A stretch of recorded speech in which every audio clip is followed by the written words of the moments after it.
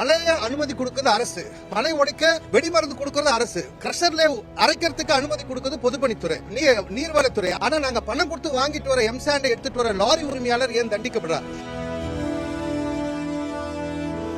நேற்றைய தினத்திலிருந்து crusher quarry உரிமையாளர்கள் தமிழகம் முழுவதும் வேலை நிறுத்தத்தில் ஈடுபட்டிருக்கிறார்கள்.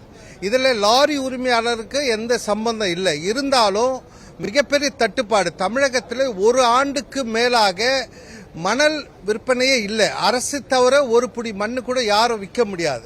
இடி ரேடுக்கு அப்புறம் மணலே இல்லை சுத்தமா. இப்போ கிரஷர் எம்சாண்டு தான் யூஸ் பண்றோம். இந்த நேரத்தில் கிரஷர் குவாரி உரிமையாளருடைய வேலை நிறுத்தம் ஒட்டுமொத்த லாரி உரிமையாளர்களை பாதித்திருக்குது, ஒட்டுமொத்த கட்டுமான துறையை பாதித்திருக்குது.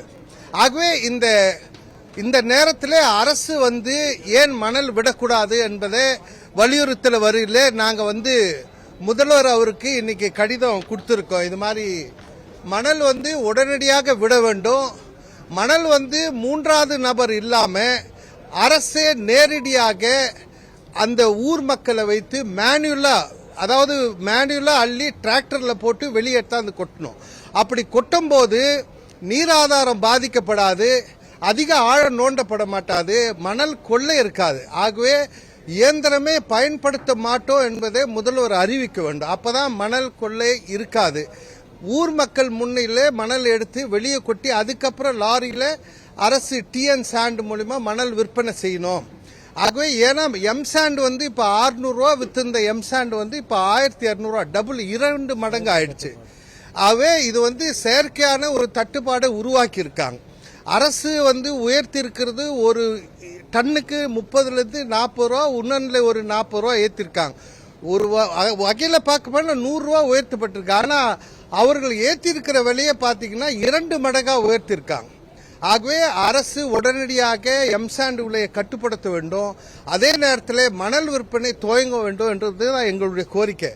இது இல்லாம அரசு எம்சாண்ட் விற்பனை முழுமையாக ஈவே பில் முறையில் பண்ண வேண்டும். அதாவது ஏற்கனவே கையில பேப்பர் பேனால தான் எழுதிட்டு இருக்காங்க.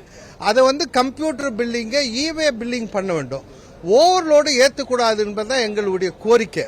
ஆகவே இதெல்லாம் வலியுறுத்தி பொதுப்பணித்துறை செயலாளருக்கு ஒரு மனு கொடுத்திருக்கோம். ஏன் இதுவரைக்கும் சட்ட திட்டங்களை உருவாக்கவில்லை? அதாவது எம்சாண்ட் விற்பனைக்கு சட்டத்திட்டங்களை இந்த 4 ஆண்டுகளாக உருவாக்கவே இல்லை. சட்டத்திட்டங்கள் உருவாக்கலன்னா எப்படி எம்சாண்ட் தரத்தை கட்டுப்படுத்துவது? எம்சாண்ட் தரம் எப்படி? எம்சாண்ட் கடத்துபவர் எப்படி தண்டிக்கிறது? எம்சாண்ட் முறை இல்லாமல் விற்பனை செய்ய எப்படி தடுப்பது? ஆகவே சட்டத்திட்டங்களை உருவாக்காதனால நாங்க பணம் கொடுத்து எம்சாண்ட் போட்டு வர எங்களுடைய ஓட்டுநரும் உரிமையாளரும் 379/437 திருட்டு மட்ட கடத்தல் வழக்கில் போடுறாங்க. மழைய அனுமதி கொடுக்கிறது அரசு, மழை உடைக்க வெடிமருந்து கொடுக்கிறது அரசு, கிரஷர்ல அரைக்கிறதுக்கு அனுமதி கொடுக்கிறது பொதுப்பணித்துறை, நீர்வளத்துறை. அதே இவ்வளோ டிபார்ட்மெண்ட் பொல்யூஷன். ஆனா நாங்க பணம் கொடுத்து வாங்கிட்டு வர எம்சாண்டை எடுத்துட்டு வர லாரி உரிமையாளர் ஏன் தண்டிக்கப்படுறார்? ஆகவே சட்டத்திட்டங்களை இந்த கூட்டத்தொடருக்குள்ளேயே, இந்த சட்டசபை கூட்டத்தொடருக்குள்ளே அதை அனுமதிக்க வேண்டும், அதை உருவாக்க வேண்டும். பிடபிள்யூடி உடைய சட்டத்திட்டங்களை உருவாக்கலன்னா இதன் மீது கடுமையான நடவடிக்கை எடுக்கப்படும் என்ற கடிதத்தை இன்னைக்கு பொதுப்பணித்துறை செயலாளரிடம் வழங்கப்பட்டிருக்கு. மணல் நிறுத்தப்பட்டு 1 ஆண்டு ஆகுது. இப்ப எம்சாண்ட்ல தான் ஒட்டுமொத்த கட்டிடமும் நடக்குது. இந்த நேரத்தில் எம்சாண்ட் நிறுத்தினாலே அனைத்து பில்டிங் ஆக்டிவிட்டிஸ் எல்லாம் நிறுத்தப்பட்டது. 30லேருந்து 40 லட்சம் தொழிலாளருடைய வேலை வாய்ப்பு கேள்விக்குறியாயிருக்குது. லட்சக்கணக்கான லாரி உரிமையாளர் ஓட்டுநரும் இன்னைக்கு நிறுத்தப்பட்டிருக்காங்க. ஆகவே முதல்வர் அவர்கள் இது சம்பந்தமா தலையிட்டு எம்சாண்ட் உடைய வேலை நிறுத்தத்தை முடிவு கொண்டு வர வேண்டும். மணல் விற்பனை துவங்க வேண்டும் என்பதுதான் ஏற்கனவே டிஎன் சாண்ட் மூலம் அரசு பண்ணது. அரசு நேரடியாக மணல் விற்பனை செய்தால் ஆண்டுக்கு 25,000 கோடி ரூபாய் வரும் என்ற மனுவை இன்னைக்கு முதல்வருக்கு வழங்கியிருக்க. பிளே ஸ்டோர் மற்றும் ஆப் ஸ்டோரில் இருந்து பாலிமர் செயலியை QR கோடு மூலம் பதிவிறக்கம் செய்யுங்கள்.